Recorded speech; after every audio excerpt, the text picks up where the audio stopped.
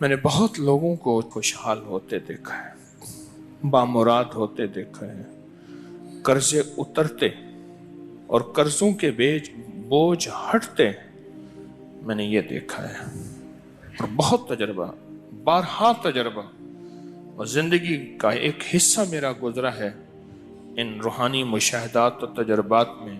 آج بھی طالب علم ہوں میں نے اس کے بہت تجربات دیکھے اور بہت مشاہدات دیکھے۔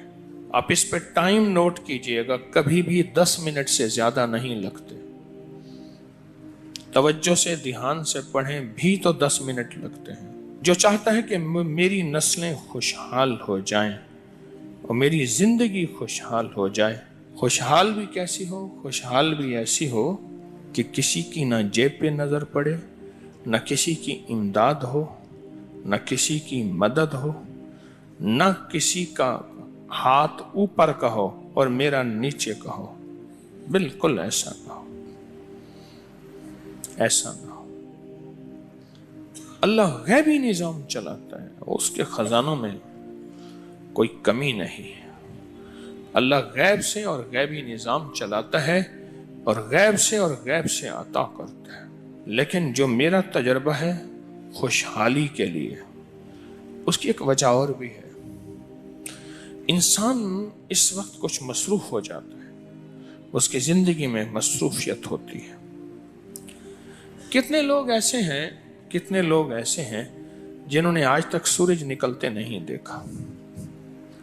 ایک صاحب مجھ سے کہنے لگے، تسبیح خانے میں آنے کے بعد میں عید پڑھنے لگا، کیونکہ عید تو وہ پڑھ دے جو صبح اٹھے، میں تو رات کے آخری پہر کو سوتا ہوں اور دن کے کتنے بجے اٹھتا ہوں، میں آج تک عید نہیں پڑھ سکا۔ اب تسبیح خانے میں آنے کے بعد عید پڑھتا ہوں۔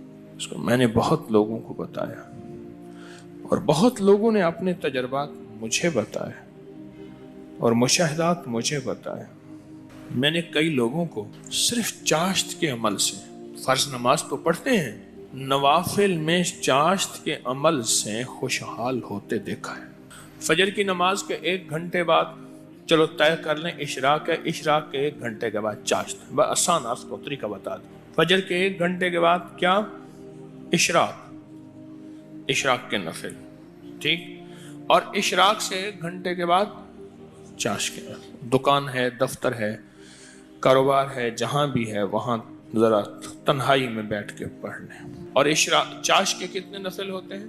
ہاں جی، کم از کم 4 نفل ہوتے ہیں۔ وہ 4 نفل ایک ہی سجدے سے بھی پڑھ سکتے ہیں، جدا جدا بھی پڑھ سکتے ہیں، یعنی چاروں ایک ہی سجدے سے پڑھ سکتے ہیں، جدا بھی پڑھ سکتے ہیں۔ جو یہ فیصلہ کر لے کہ میں نے اشراق پڑھنی ہے، چاشت میں یہ نفل چاشت کے پڑھنے ہیں، اچھا یہی نفل، یہی عمل اشراق میں بھی پڑھ سکتا ہے، لیکن میں نے جو تجربے کیے ہیں چاشت کے، اشراق کے اپنے فائدے، اس کی اپنی تاثیر، نہ انکار ہمیشہ اقرار۔ اب چاشت کی ایک رکعت میں جو بندہ چاشت کی رکعت میں 1 بار علم نشرح اور 1 بار قل هو اللہ، بس کوئی مشکل نہیں، یہ آج میں آپ کو عمل بتا رہا ہوں۔ پہلی رکعت میں سورۃ فاتحہ کے بعد 1 بار علم نشرح اور 1 بار سورۃ اخلاص، سورۃ قل هو اللہ۔ پھر دوسری رکعت میں سورۃ فاتحہ کے بعد 1 بار علم نشرح، 1 بار قل هو اللہ۔ تیسری رکعت میں سورۃ فاتحہ کے بعد 1 بار علم نشرح اور 1 بار قل هو اللہ۔ اور چوتھی رکعت میں سورۃ فاتحہ کے بعد 1 بار علم نشرح اور 1 بار قل هو اللہ۔ کیونکہ حدیث میں ابھی آپ ایک لفظ سنا، ابھی حدیث میں ایک لفظ آپ نے سنا، وہ یہ لفظ سنا ہے، صرف سورۃ اخلاص سے محبت کرنے والے کا بدلہ بھی جنت ہے۔ یا رسول اللہ، رقت عینای شوقا ولد عینای شوقا ولد